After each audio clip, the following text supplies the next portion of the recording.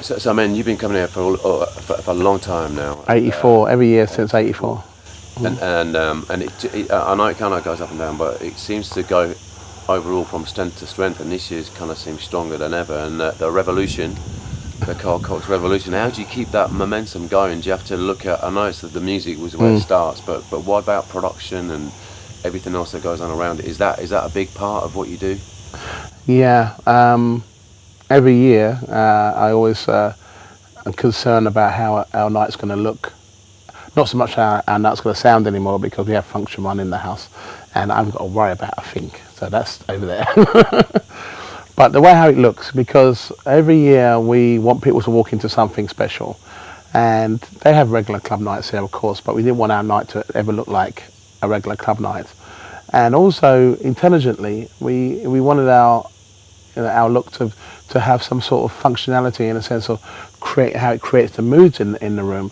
And we've always really had kind of lasers in some ways. We always had something of it was almost like walking into the planetarium, where you just see, just amazing. I mean, we had all these mirror balls effects, and we had like lasers on the mirror balls effect, and we had like beams of light everywhere. And I really love that, because it takes a lot to do that setup. All the mirror balls, it takes a lot to put all the mirrors in place, to get the right lasers, that kind of thing. And you can overdo it as well. But our night was like, it looked like no other night. It still today looks like no other night. And I'm really pleased on how we've progressed to get to this point, with how the night looks through lighting. Because yeah, you can have a million lights, switch them all on, switch them all off. But intelligently, I can't use that word now. Intelligently, they will have to work in sequence to what you're doing, and kind of work to the beat of what you're doing to create a pulse in the room. And that, for me, is the way how lighting works. So, you don't have them all on or all off. They have to work in some sort of sequence which makes sense. And also, if you have the same sequence, eventually your eyes get used to what you're seeing and you get bored. So you have to use the light in the front of the room, to the back of the room, to the side of the room, to the corners of the room, and beyond itself. So that really comes within the technology of what we can basically ascertain now. Many years ago, you used to have sliders and boards and just slid the lights up and down on park hands, and it's not like that anymore. It's all touch panels and everything else that goes with it. But also the lights have to react to that. So with what we're able to ascertain now in the clubs, especially in our club at Space, is the fact that every year things do progress, and basically lighting systems also progress to a point where it's not the same as what you saw last year. It's something else of a concept on the design of what makes sense of the room that we're using. And with that, I think you'll find that a lot of the lighting that we use now has the ability to do that and beyond itself. I try to keep the room kind of dark at certain points, because the music that we're playing now is not kind of rave orientated sound. So therefore, you're not having all lights flashing all the time, and everyone's going, and the strobe lights are kicking in, and the smoke machine goes on. It's how you create the mood in the room. Because not only that, our doors open at 12 o'clock at night. So you don't want the lights flashing at 12 o'clock at night, but you want those lights to build into something, into a crescendo. And my crescendo is when I go on at 3 o'clock, then that's when you can show your wares. That's when you can show people what you have under the roof. And this is what makes it really interesting, because we do work with the engineers, lighting engineers. I do want to find out what's in the room, how it works. And with the lighting systems that we can have now, you can go from black and white to any colour that you want. Now, before you had a red gel and a pink gel, and you put those two together and you made magenta. But you can do that all now intelligently. And I think that this is the thing which makes people really excited about how our room looks. If you look at any of our photos from our night now, the lighting is the thing that really makes the picture jump out. Without it, it can look quite dull.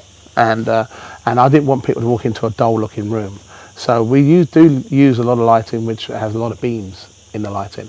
So when you do have the smoke machine working, the effect of those beams, you're almost washed with colour, without it being blinding in your eyes of oh my God, that's too bright. I don't feel comfortable.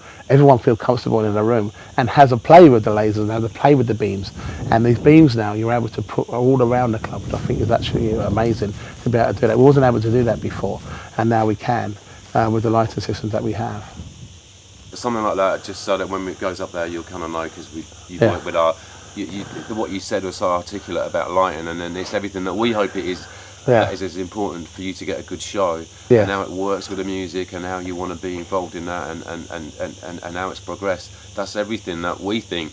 But to hear it coming from you is just brilliant. That we're Well, on the I same do take wavelength. note of it, you know. I mean, my years of being involved in not only just sound but lighting, I was always interested in lighting. It was always a part of what made my setup, because I was a mobile DJ for many years, and so I went from the traffic lights to the rope lights to park hands to bubble machines and all that sort of stuff. I was always interested in it, and to see and I used to set up a lot of early raves and use all these sunflower strobes and that sort of stuff. I went and done all of that. I mean, the only thing is now over the years, I've been concentrating on my DJing, of course, and I speak to someone like Jim Baggett, and Jim says, okay, well, we can have this lighting and that lighting, and we can have it working in this such a way, and I go, okay, well, I would like the mood of the lighting to work with me, not against me, and you know, if it is too bright in the room, then most of the lighting actually comes from the LEDs.